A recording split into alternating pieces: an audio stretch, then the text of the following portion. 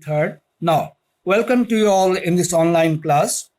Today, our topic of discussion is Anglo-Mysore Wars. We have already studied up to first Anglo-Mysore War. This is second Anglo-Mysore War.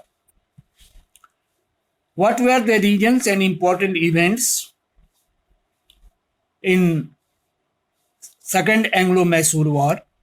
As you know, Second Anglo-Mysore War took place between 1780 to 84, right?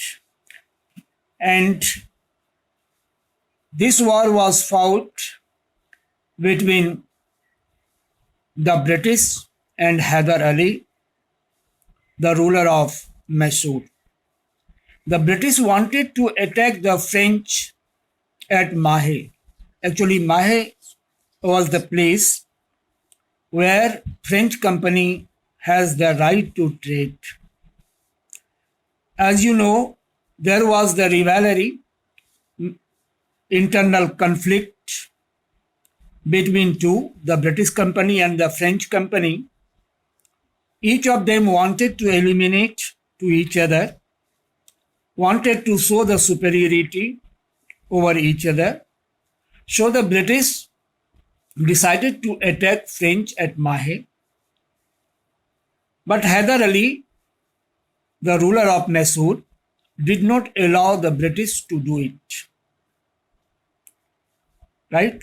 But English declared war against him and his alliance. It means the order of Hyder Ali was defied, disobeyed by the British. So the English declared war against Hyder Ali and his alliances, Maratha and Nizam.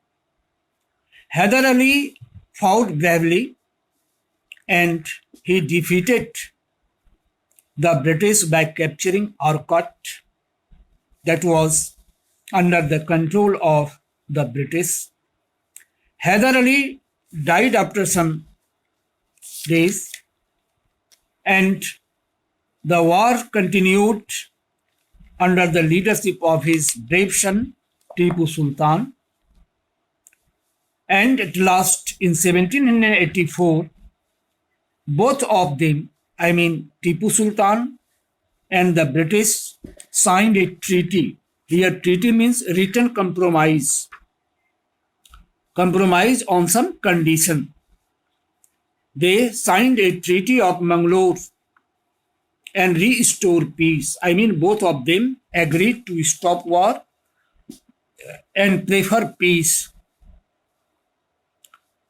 According to the terms of Treaty of Mangalore that was signed in 1784, both of them, the British and Tipu Sultan, returned each other's conquered area, conquered part, and were prisoners also.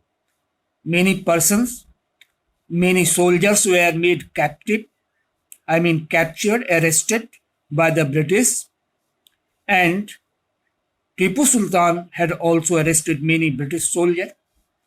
As per the treaty, both of them returned these war prisoners as well as the conquered area. And this was the end of Second Anglo-Mysore War. Now, next is Third Anglo-Mysore War. It was fought between 1790 to 92. Here one scene of battlefield is shown in this PowerPoint presentation to draw your attention and create interest. So look at it carefully from both sides. Warriors are there, fighters are there. Now next is what were the region and important events, because in very short in your class, in your book it is written. Third Anglo-Mysore War took place between 1789 to 92. Year must be learned because year is very important fact in history. Now, why? With the, as you know, in initial stage, I have already said, when Tipu Sultan became the ruler of Mysore, he did not want to give preference to the British. He stopped his trade relations, trade with the British. He did not allow his local people, local merchants, local producer to sell their goods to the British company. And in this way, the British annoyed with Tipu Sultan. Next main important is what? Tipu Sultan was inclined to, very close to the French. So it also made the British jealous. And he began to dislike Tipu Sultan because he thought that Tipu Sultan was not in his favor. It became the main reason of bitter relation between Tipu Sultan and the British. In the meantime, with the help of the French company, Tipu Sultan invaded the state of Travancore in 1789, where there was the influence of the British company. The British wanted to seek the excuse, pretension, कोई बहाना चाह रहा था कि किसी तरह Tipu Sultan attack करे और वो वार के लिए आगे आ जाए. So the British declared war against Tipu Sultan and defeated him. Tipu Sultan was defeated in the Third Anglo-Mysore War by the British. And Tipu Sultan was forced to sign the Treaty of Srirangapatnam in 1792, where war was fought. Srirangapatnam is the name of the place, and here the treaty, the written compromise on some conditions, was signed between Tipu Sultan and the British. Although Tipu Sultan did not want to sign it because the terms of treaty is against the, or is not in the favor of the British. In the favor of Tipu Sultan. In spite of it, since Tipu was defeated, so he was forced to sign, compelled to sign the treaty. Right?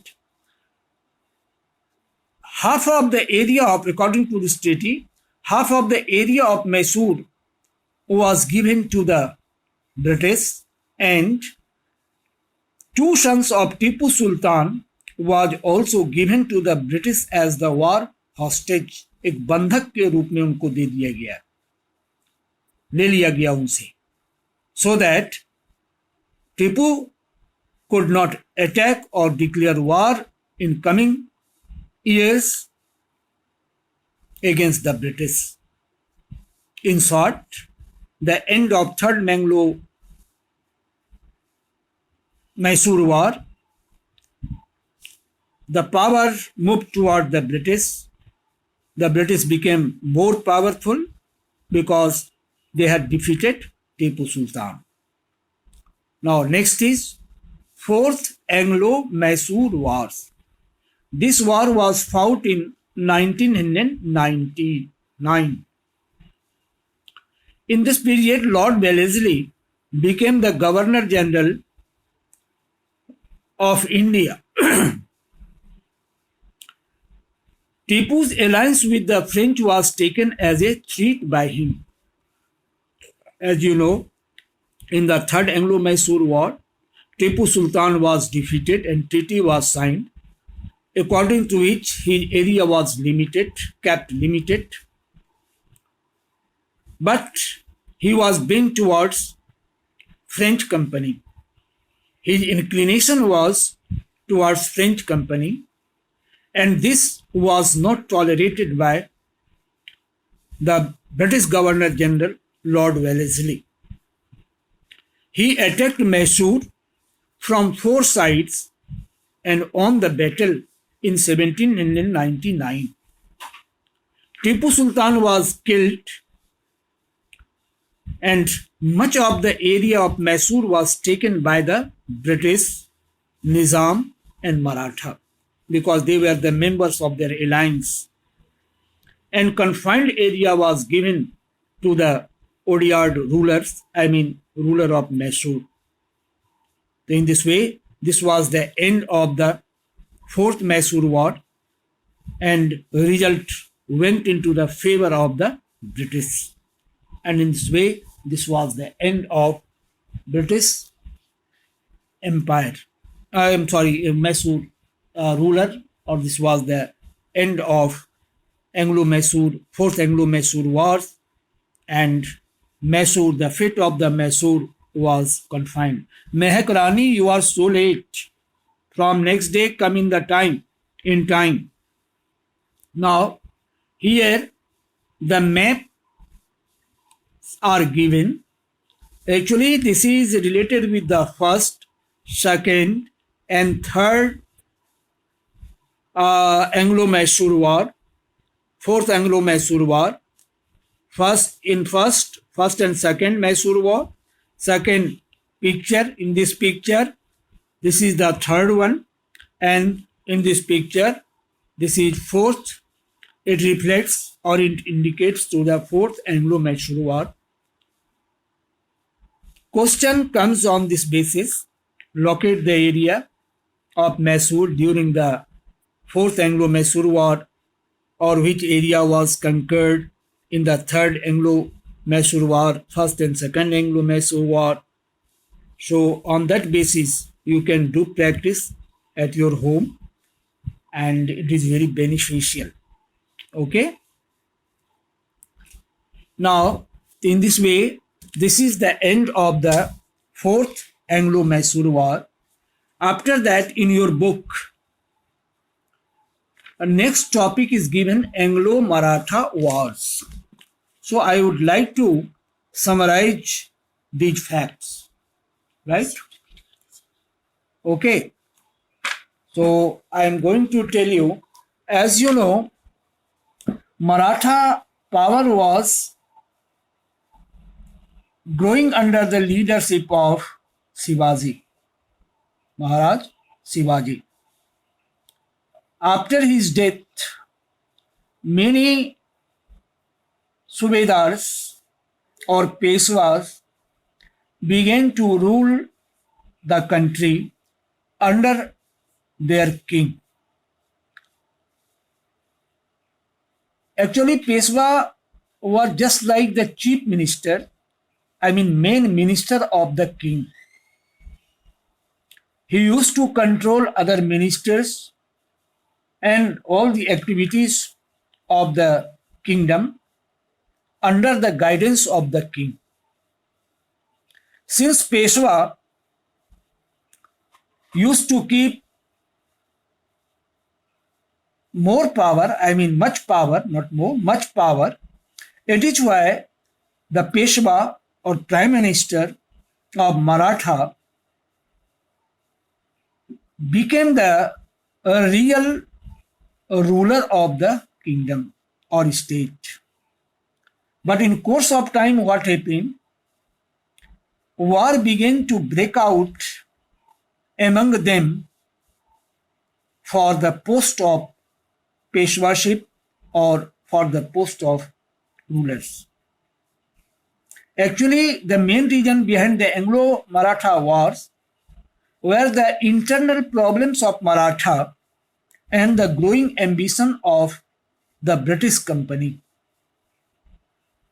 Both of them were just against each other, and clashing of their interests caused Anglo-Maratha wars. Between the period of 1775 to 1818, third Anglo-Maratha wars, three Anglo-Maratha wars were fought. First was fought in 1775 to 82. Actually, British wanted to sign an alliance with the Peshwa Raghunath Rao against Madhav Rao II. It means there were two contenders to get control over Peshwaship. They were Raghunath Rao and Madhav Rao. Raghunath Rao was backed by the British. Maratha chieftains or Subedars were in favor of Madhav Rao, while British disliked Madhav Rao and supported Raghunath Rao. So the British gave 2,500 men to Raghunath Rao against Madhav Rao, and he gave Selsit and Basing to the English along with a part of revenue from Broch and Surat district. Why these things were given? In lieu of the support given by the British. To please British, Raghunath Rao gave this right to the British. And in this way, war broke out between two, Raghunath Rao and Madhav Rao, in which, on behalf of Raghunath Rao, the British involved. At last, the two sides, both the party signed a Treaty of Selvai in 1782, according to which British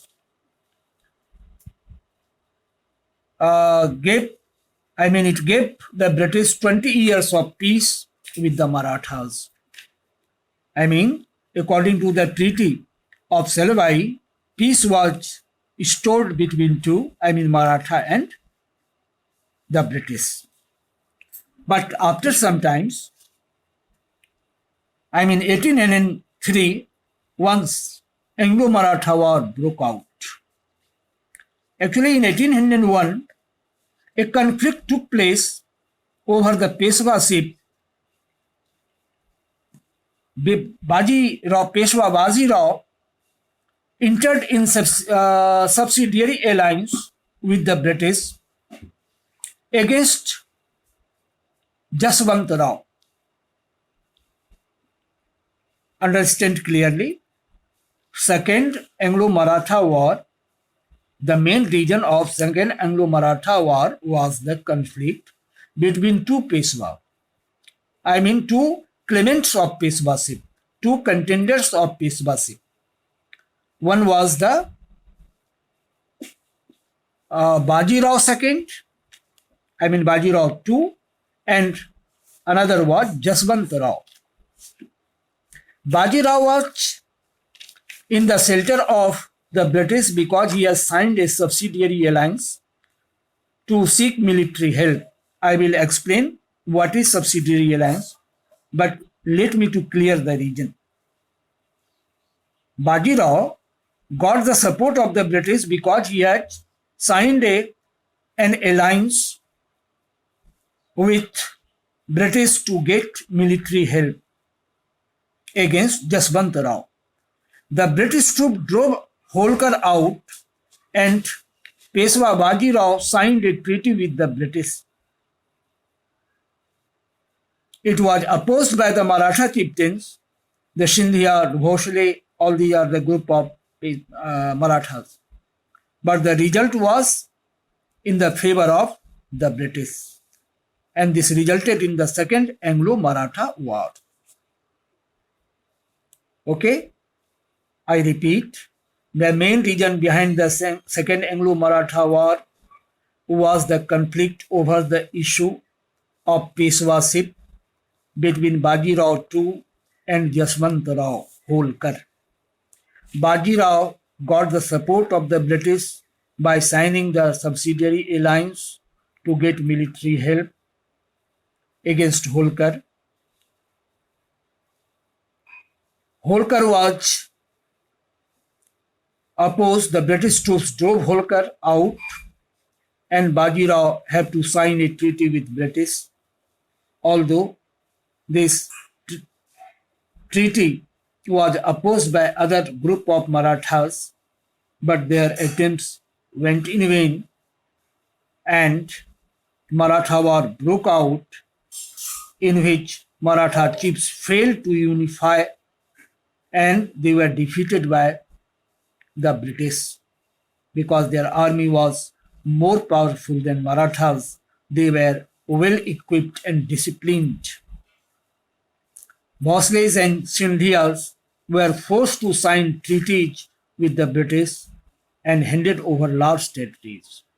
Why these two group of Marathas has to sign the treaty? Because they had supported Holkar, who was against the British. And in this way, this was the end of Second Anglo-Mysore War. Now, I have told you, so this was the end of Anglo-Maratha War. Now, I have already said that I will explain what is subsidiary alliance or what was the subsidiary alliance. Actually,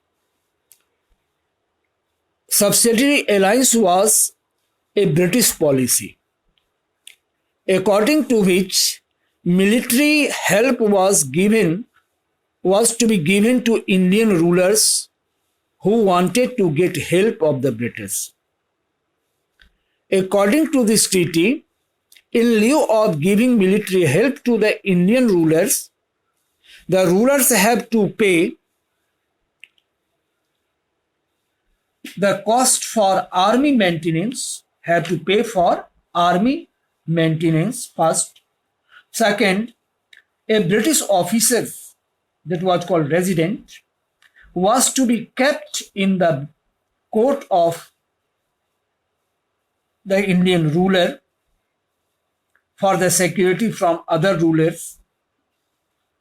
But main purpose was what? To keep the European powers away. Now, actually, subsidiary alliance was signed by the Indian rulers provided by the British. According to this sign or alliance, British government or British company assured the Indian rulers to provide military help against his enemy. But some conditions were there. Conditions were the British army cost, maintenance cost of the British army will be borne by the Indian rulers who will sign the alliance. And second one, the Indian rulers have to accept this condition that he has to keep an officer, British resident in his court for the purpose of security from other rulers.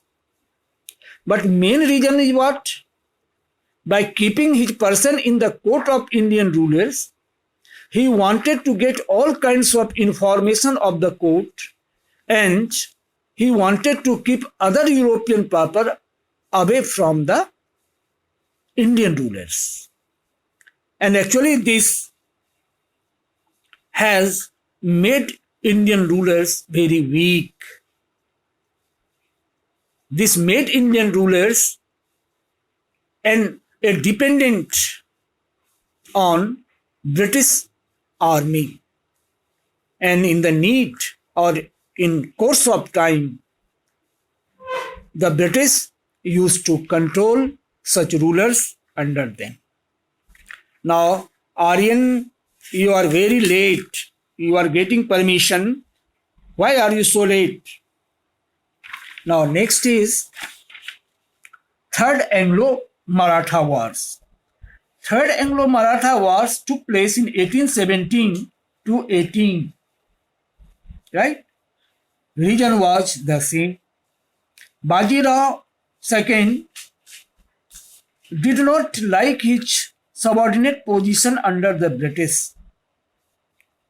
Bajirao had signed the treaty with the British, so he failed to do the work as an independent Peshwa or ruler. He tried to unite the Maratha chief against the British but failed.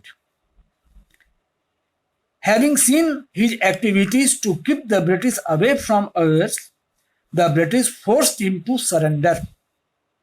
And in this way, the British abolished the position of Peshwa, and Maratha were limited to the small kingdoms of Satara. I mean, the post of Peshwaship was cancelled, and much of the area of Marathas were taken by the British, and Maratha head was confined within Satara. And this was the end of the mighty Maratha power. Right? During this period, I mean 1814 to 1826, the British had to fight many wars against Gorkhas in the north and the Burmese in the northeast. British signed peace treaty with them and extended his power in Maratha areas. And this was the end of Maratha power or Anglo-Maratha wars. Now, we have 5 minutes